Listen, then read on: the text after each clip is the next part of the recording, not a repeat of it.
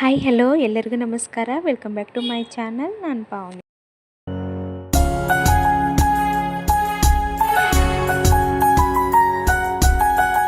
ಇವತ್ತು ಮಂಗಳವಾರ, ನವರಾತ್ರಿಯ 2ನೇ ದಿನ ಆಗಿರುತ್ತದೆ. ಇವತ್ತು ನಾವು ಬ್ರಹ್ಮಚಾರಿಣಿ ದೇವಿಯನ್ನು ಆರಾಧನೆ ಮಾಡುವಂಥ ದಿನ. ಬಣ್ಣ ಕೆಂಪಾಗಿರುತ್ತೆ. ಇವತ್ತಿನ ದಿನವನ್ನು ಬೇಗನೆ ಸ್ಟಾರ್ಟ್ ಮಾಡ್ಕೊಂಡಿದ್ದೀನಿ. ಸೊ ಐ ಹೋಪ್ ಎಲ್ರಿಗೂ ಈ ವಿಡಿಯೋ ಇಷ್ಟ ಆಗುತ್ತೆ ಅಂದ್ಕೊಳ್ತೀನಿ. ಇಷ್ಟ ಆದರೆ ಪ್ಲೀಸ್ ಒಂದು ಲೈಕ್ ಮಾಡಿ. ಇವತ್ತು ನಾನು ಸ್ಯಾರಿಯನ್ನು ಉಟ್ಕೊಂಡಿದ್ದೀನಿ. ನನ್ನ ಹತ್ರ ರೆಡ್ ಕಲರ್ ಡ್ರೆಸ್ ಇರಲಿಲ್ಲ, ಸೊ ಹಾಗಾಗಿ ನಿನ್ನೆ ಡ್ರೆಸ್ ಇತ್ತು, ಸೊ ಹಾಗಾಗಿ ಡ್ರೆಸ್ ಹಾಕ್ಕೊಂಡಿದ್ದೀನಿ. ಇವತ್ತು ರೆಡ್ ಕಲರು ಸ್ಯಾರಿ ಇತ್ತಲ್ವ, ಸೊ ಹಾಗಾಗಿ ರೆಡ್ ಕಲರ್ ಸ್ಯಾರಿ ಉಟ್ಕೊಂಡು ಪೂಜೆ ಮಾಡ್ಕೊಳ್ತಾ ಇರೋವಂಥದ್ದು. ಸೊ ಈಗ ಇಲ್ಲಿ ನಾನು ತುಳಸಿ ಕಟ್ಟೆಗೆ ಅರಿಶಿನ ಕುಂಕುಮ ವಿಭೂತಿನ ಹಚ್ಕೊಂಡು ರಂಗೋಲಿ ಹಾಕ್ಕೊಳ್ತಾ ಇದ್ದೀನಿ. ರಂಗೋಲಿ ಇಲ್ಲಿ ಹಾಕಿದ ಮೇಲೆ ಆಮೇಲೆ ಹೊಸ್ಲು ಅಂದರೆ ಬಾಗಿಲು ಮುಂದೆ ರಂಗೋಲಿ ಹಾಕ್ಕೊಳ್ಳೋವಂಥದ್ದು. ಈ ಬಾಗಿಲು ಮುಂದೆ ಒಂದು ಸಣ್ಣದಾಗಿರುವಂತಹ ರಂಗೋಲಿ ಡಿಸೈನ್ನ ಹಾಕ್ತಾಯಿದ್ದೀನಿ. ರಂಗೋಲಿ ಡಿಸೈನ್ ನಿಮಗೇನಾದರೂ ಇಷ್ಟ ಆದರೆ ನೀವು ಒಂದು ಸಲ ಟ್ರೈ ಮಾಡಿ. ಹಾಗೆ ನಿನ್ನೆ ಒಂದು ವೆರೈಟಿಯಾಗಿರುವಂತಹ ಮಸಾಲ ಪಾಪಡನ್ನು ಮಾಡಿದ್ದೆ, ಅದ್ರ ವಿಡಿಯೋ ಕೂಡ ಲಾಸ್ಟ್ ಎಂಡಲ್ಲಿ ಹಾಕ್ತೀನಿ. ಇಷ್ಟ ಆದರೆ ನೀವು ಒಂದು ಸಲ ಟ್ರೈ ಮಾಡಿ ನೋಡಿ.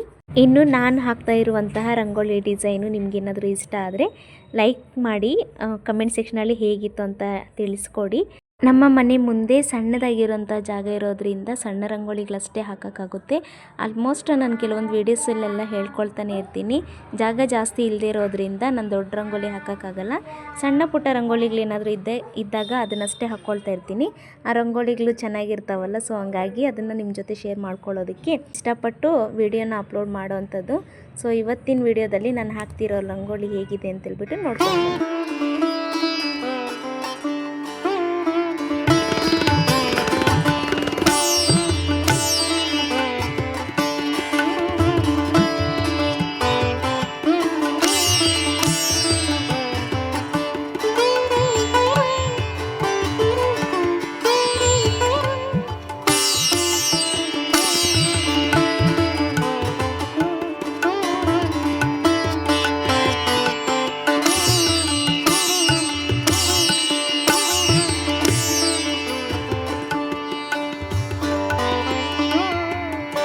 ನೋಡಿದ್ರಲ್ವ ರಂಗೋಲಿ ಹೇಗಿದೆ ಅಂತೇಳ್ಬಿಟ್ಟು ಕಮೆಂಟ್ ಸೆಕ್ಷನಲ್ಲಿ ತಿಳಿಸಿ.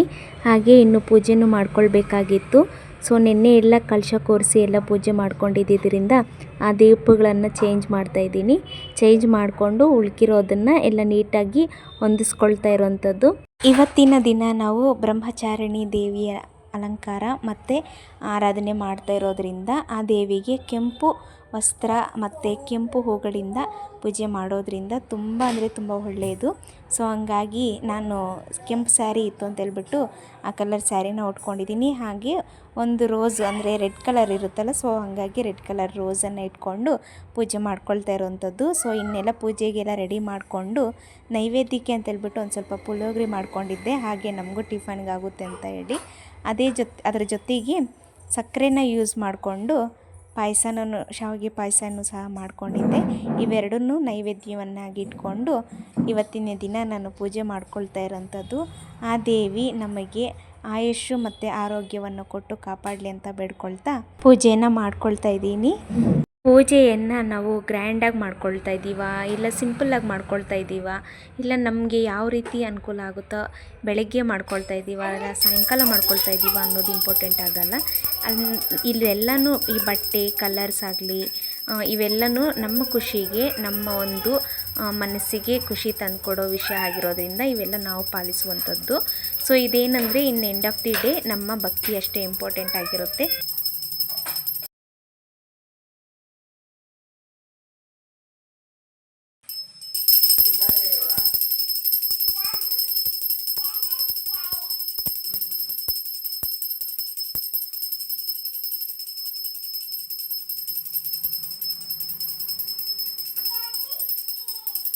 ಇನ್ನು ಪೂಜೆ ಎಲ್ಲ ಮುಗಿಸ್ಕೊಂಡಿದ್ದಾದಮೇಲೆ ಶ್ರೀಯವರು ಹೂವು ಕೊಡಿಸಿದ್ರು. ನಾನು ಯಾವತ್ತೇ ಎಲ್ಲಾದರೂ ಹೊರಗಡೆ ಹೋಗಬೇಕಾದ್ರೆ ಹೂವು ಬಂದಮೇಲೆ ಹೂವನ್ನೇ ಕೊಡಿಸ್ಲಿಲ್ವಲ್ರಿ ಅಂತ ಕೇಳ್ತಾ ಇದ್ದೆ. ಕೇಳಬೇಕಿಲ್ವಾ ನೀನು ಅಂತ ಹೇಳ್ತಿದ್ರು. ನಾನು ಕೇಳಿದ ಮೇಲೆ ಅವರು ಹೂವು ಕೊಡಿಸೋದು ನನಗೆ ಅಷ್ಟು ಇಷ್ಟ ಆಗ್ತಾ ಇರಲಿಲ್ಲ. ಸೊ ಹಾಗಾಗಿ ಕೇಳ್ದೇ ಕೊಡಿಸ್ಬೇಕು ಅನ್ನೋದು ನನ್ನ ಇಷ್ಟ. ಹಾಗಾಗಿ ಇವತ್ತು ಕೇಳ್ದೇ ಕೊಡಿಸಿದ್ದಾರೆ. ನಮ್ಗೆ ಸಿಕ್ಕಾಪಟ್ಟೆ ಖುಷಿ ಆಯಿತು.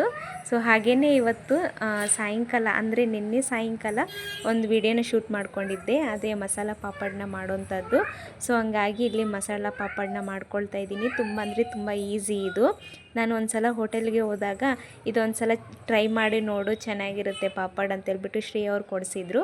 ಹಂಗಾಗಿ ಇನ್ನೊಮ್ಮೆ ತಿನ್ನಬೇಕು ಅನ್ನಿಸ್ತು. ಸೊ ಹಂಗಾಗಿ ಮಾಡ್ಕೊಳ್ತಾ ಇದ್ದೀನಿ. ಇದಕ್ಕೆ ಸಣ್ಣದಾಗಿ ಕಟ್ ಮಾಡಿ ಇಟ್ಕೊಂಡಿರುವಂತಹ ಈರುಳ್ಳಿನ ಸೇರಿಸ್ಕೋಬೇಕು. ಇದಾದಮೇಲೆ ಸಣ್ಣದಾಗಿ ಕಟ್ ಮಾಡಿ ಇಟ್ಕೊಂಡಿರುವಂತಹ ಕೊತ್ತಂಬರಿ ಸೊಪ್ಪನ್ನು ಸೇರಿಸ್ಕೊಂಡು ಸಣ್ಣದಾಗಿ ಕಟ್ ಮಾಡಿ ಇಟ್ಕೊಂಡಿರುವಂತಹ ಟೊಮೆಟೊನ ಸೇರಿಸ್ಕೊಂಡು ಕಲಿಸ್ಕೋಬೇಕು. ಇದಾದಮೇಲೆ ಒಂದು ಸ್ಪೂನಷ್ಟು ನೀವು ಖಾರ ಜಾಸ್ತಿ ತಿನ್ನೋದಾದರೆ ಸ್ವಲ್ಪ ಜಾಸ್ತಿನೇ ಹಾಕ್ಕೋಬೋದು. ನಾನಿಲ್ಲಿ 1 ಚಮಚದಷ್ಟು ಮೆಣಸಿನ ಪುಡಿನ ಆ್ಯಡ್ ಮಾಡ್ಕೊಳ್ತಾ ಇದ್ದೀನಿ. ಸೊ ಮಸಾಲ ಪಾಪಡ್ ಮಾಡ್ಕೊಂಡಿದ್ಮೇಲೆ ಟೀನೋ ಕಾಫಿನೋ ಇಲ್ಲ ಹಾಲು ಕುಡಿಯೋವಂಥದ್ದು ತುಂಬ ಚೆನ್ನಾಗಿರುತ್ತೆ.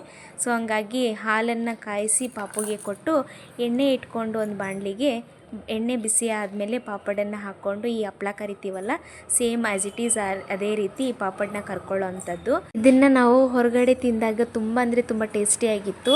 ಆವಾಗ ಎಷ್ಟು ಒಂದು 50 ರುಪೀಸ್ ಪೇ ಮಾಡಿದ್ವಿ ಒಂದು ಪಾಪಡಿಗೆ.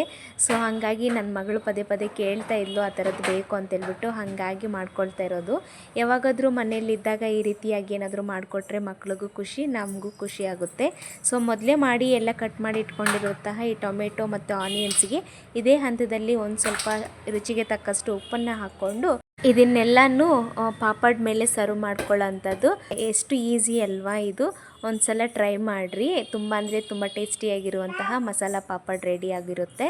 ಇದಿಷ್ಟು ಇವತ್ತಿನ ವಿಡಿಯೋ. ನೆಕ್ಸ್ಟು ನವರಾತ್ರಿಯ 3ನೇ ದಿನ ಭೇಟಿ ಆಗ್ತೀನಿ. ಅಲ್ಲಿವರೆಗೂ ವೇಟ್ ಮಾಡ್ತೀರಿ. ಬಾಯ್.